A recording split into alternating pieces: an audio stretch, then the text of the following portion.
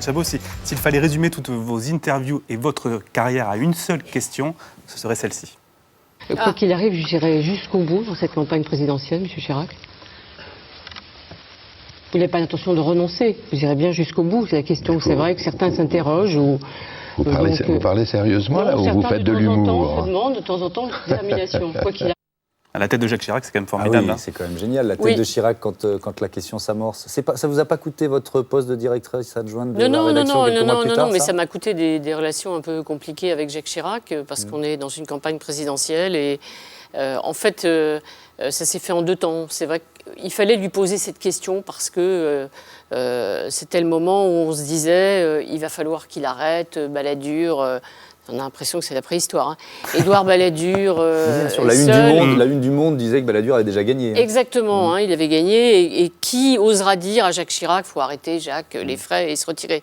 Donc il fallait bien lui poser la question. On arrivait à la fin d'une émission, je me suis dit, allez, hop, j'y vais, je me dévoue, hop, j'arrive, je pose la question. Alors, bon, il encaisse. Il encaisse, il est très étonné, voilà, parce qu'il pensait sûrement aussi qu'il a échappé effectivement à cette question. Et en fait, l'histoire est plus compliquée parce que on a fini l'émission. Le lendemain, en fait, elle lui avait rendu service, cette question, parce qu'on a dit il ira jusqu'au bout, il n'y a plus de doute. Donc, dans un premier temps, il était content. Simplement après, on lui a raconté une histoire qui était fausse, c'est-à-dire que j'avais une oreillette, comme on a toujours une oreillette quand on fait une émission en direct. Voilà la mienne. La voilà.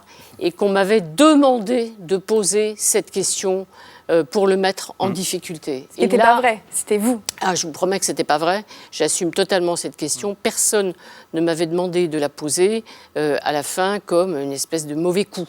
Voilà. Donc là, évidemment, tout a changé et c'était plutôt, ça ressemblait à un complot. Et donc, j'ai mis 2 ans avant de lui reparler.